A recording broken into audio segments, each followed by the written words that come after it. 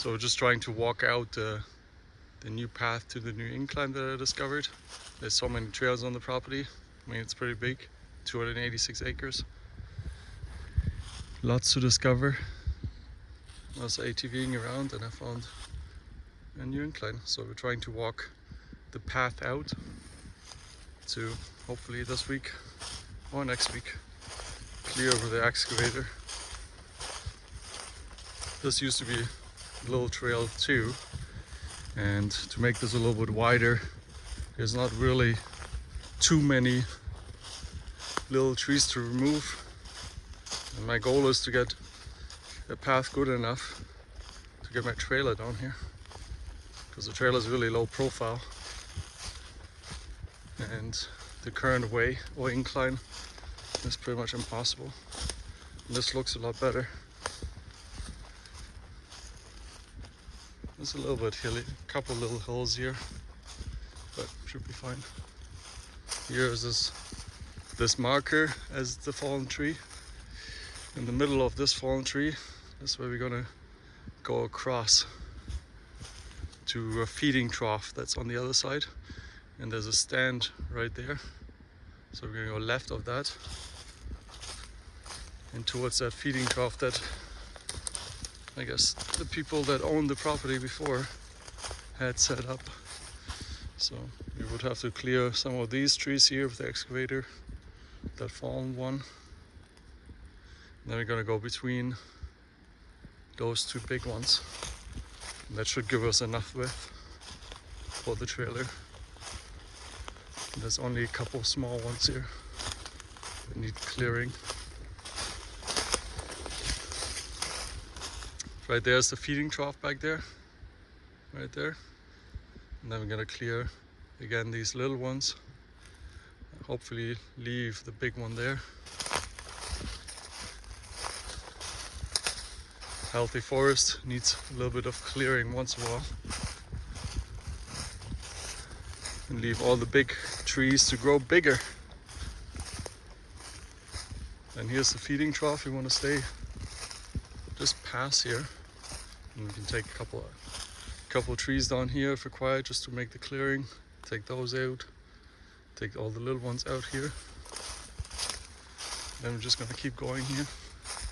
And this is the way basically to the new incline. Again, just really small trees to take down. Give the big ones around, more space to grow. And same here, it's just mostly moose wood. All these little ones, they're all moose wood. They don't grow very big and they're easy to remove. Give the big trees more space. Like I don't want to touch any of the bigger ones. But look on this side, there's so much moose wood, we can just get rid of that. Same as the dead one there, just to open it a little bit more up. Again, here's the same thing. We got a big one there. I want to keep that. There's a bigger one there. I'm not going to touch that, but I'm going to clear all this little stuff.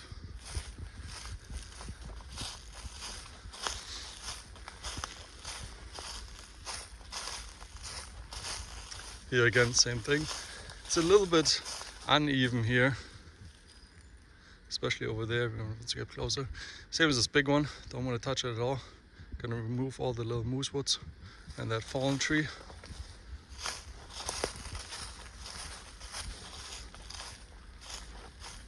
See here, it's a little bit uneven, but I think that's just an old tree stump.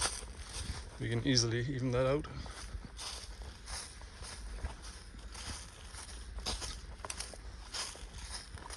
And then here slowly the incline starts. And then again, remove those ones, that one, all the little undergrowth of the moose wood. Leave the big ones here, little ones all go.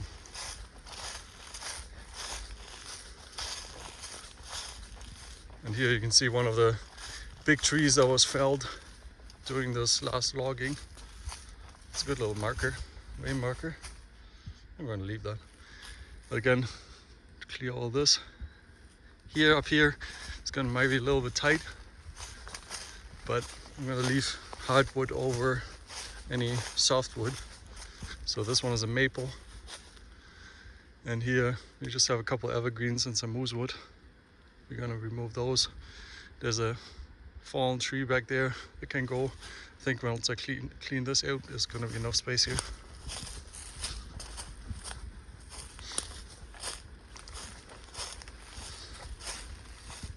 Same here going forward.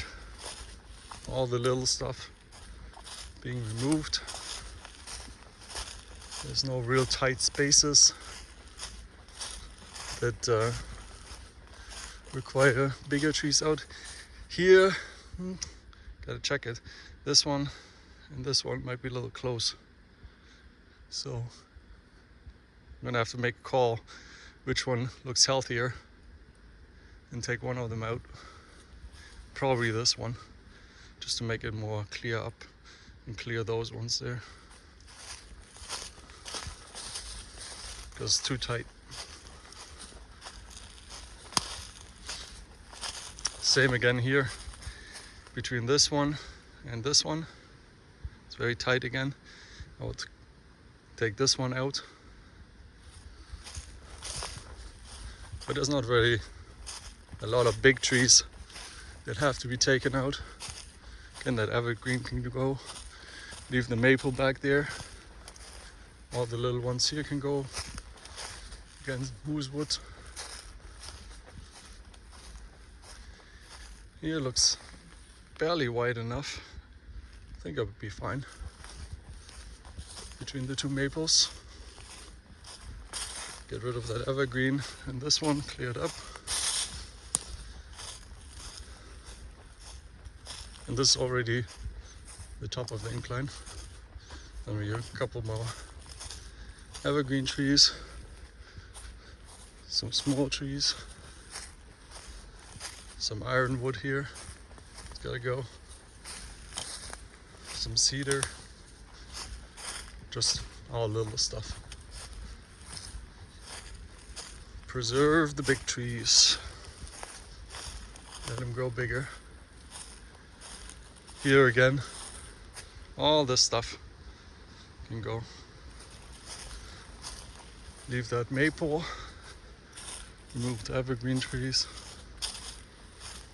Same here, probably on both sides. Probably gonna try to keep that cedar and clear this side. I like cedar trees. Same here, clear all this up. It's another maple, keep that. Clear a little bit more this way. Keep that cedar if possible. Just clear the lower branches a little bit.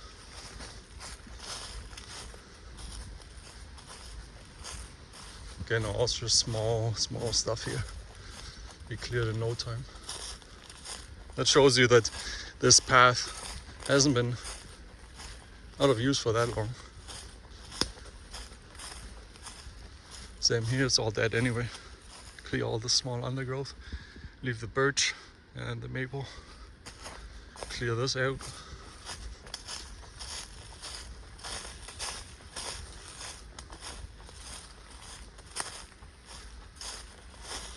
And then just some stuff laying around here. Definitely gonna keep this one. Not sure if it's still alive. I think it's just not leaved yet. Nice big birch tree, I think.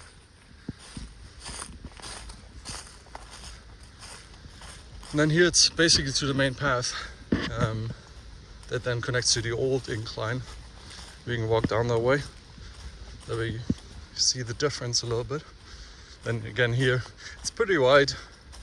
I would clean a couple small trees, maybe trim some branches that they're not in the way. Scratch up my truck. The truck's scratched up enough already. Don't need any more scratching on it. I'm pretty rough on it. But that's what trucks are made for. Not like 90% of the people that never really use their trucks. They drive it around never load anything, never haul anything, never take it off-road. Seen a lot of trucks like that around. Same as with Jeeps. So nice and clean. They don't even know how to spell dirt, let alone ever seen some.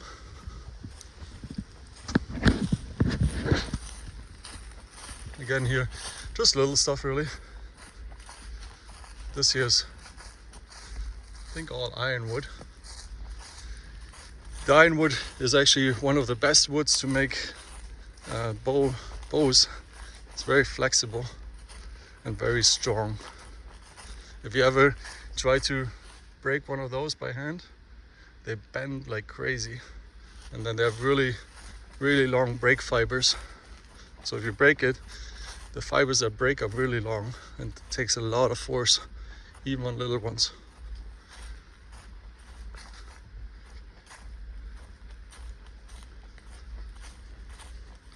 And today I was out a little bit Morel hunting. It's May 22nd, 2025, and I found some actually. And one important thing on there too is to always recognize what else is happening, right? So what's blooming, what does the ground look like, where do they grow, etc. Here's the main path that we cleared before. And then we're gonna go this way. So this goes to the other incline. That incline is just super rocky. Same as here. Look at all the rocks coming down. And we want to get it to a point where we can get concrete truck down there to hopefully eventually clear everything down there and pour a foundation for the main house. But as of right now, there's just no way to get it through. This is usually the spot where I put the trailer. Can't go much further than that. Up there is the incline coming up. And while we're walking here back to the Morel, finding facts, for me anyways, what I've noticed. So right now, I was here, I think 2 weeks ago, and they were just coming out. Very small. Got still a couple. But at that point there was nothing really out at all. Like it was barely any grass, no flowers yet, nothing, no leaves on the trees. And I would say that's still a little bit early. I would say now is really the prime time to pick them. And as you can see, the dandelions are out. The leaves starting to have, the trees starting to have leaves. And all those are indicators, right? That usually they all line up together.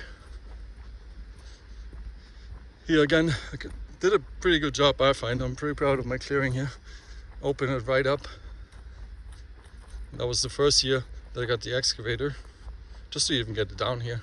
The incline was very steep, lots of rocks. And with the tracks, I had a guy come. He had a little skid steer with a mulching attachment. He did some work for me. And his track came off. And so I don't know if that's a skid steer issue or if that can happen to mine too. But look at the big rocks here that I pulled out of the ground. Made it a little bit more even, but super rocky. Then I took some earth here to put on this path just to even it out, pull all the big rocks out. They're all along here. I put these in as markers because guess what? I was driving up and you don't really see these holes, and I drove in one and scratched my bumper pretty good too. But just a little bit of damage, nothing crazy. Let's see how many rocks there are everywhere.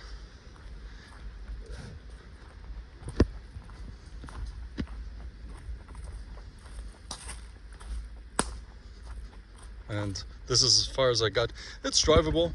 Would I take the trailer down right now? No, because all this pass here hasn't been really cleared. You can see the big rocks in the ground, making it really uneven. The trailer that I got is a very low profile trailer for loading and unloading. And I asked the guy before, would you drive down here to deliver a container? And his clear answer was no. And then he recommended to getting an excavator. He had one, he owns some property as well on Manitoulin Island, and he has done a lot of work with this little excavator. So I think a year later, that's when we got the excavator. And it's been great to do some work. This is the old incline, and then this eventually connects to that new path. Here I did a lot of clearing as well, and the guy that had the skid steer with a mulching attachment did a lot of clearing here. I think it looks beautiful. The first year it looked a little rough. After it was cleared, all earth showering and everything, but I mean, look at it now. All grass everywhere, some new wildlife, some sun peeking through, flowers. So there's some poplar trees growing again too. I don't want those. They glow like weeds. All this is poplar trees around here. They're really easy to take down. But yeah, we tried to leave again all the big trees as much as we could, just to open it up. Look at all the grass here. It's beautiful. It's just nice. I want more space like this. The forest itself is very, very thick and overgrown, especially once all the leaves come in. Can feel very claustrophobic almost. You don't really see very far when you hear noises and them close to dawn and dusk. You're a little paranoid of what could be lurking behind. And that new incline here that's come just past this and then to the right, we'll get to here shortly. It doesn't have to deal with this mud pit either. I didn't get stuck there yet. I tried to get with the excavator, get some water draining this way. So that's another thing that I don't have to worry about if that other way works out, as you can see here. In the summer there's a lot of standing water here, and there's lots of animals drinking out of it. So in case that new way works out, I think we're going to dig a little pond for the animals.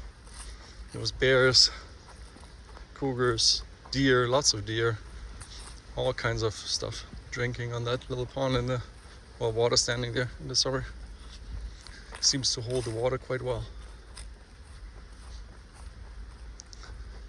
And again, the skid steer attachment with the mulching attachment did a great job of clearing a lot of stuff out. Wasn't cheap either. But I think that attachment to the skid steer is like 20 grand. There's attachments like that for the excavator as well. But one step at a time. So far, I don't really need it yet. It would be nice to have once you clear all the little trees out, to not have them laying around and be mulched away. It would look better. But to spend that kind of money for just looking better, no, sorry, not that rich. It's not about looks.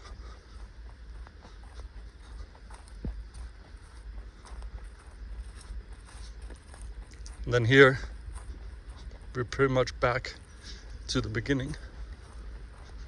That's where the new path to the new incline is going to be, that we just walked. It's right down this way. And that's it. See that tree that's fallen there? That's a perfect little indicator where to go. And then behind that is that other evergreen tree, and then to the right of that in the middle you get to that feeding trough, and then up to the incline.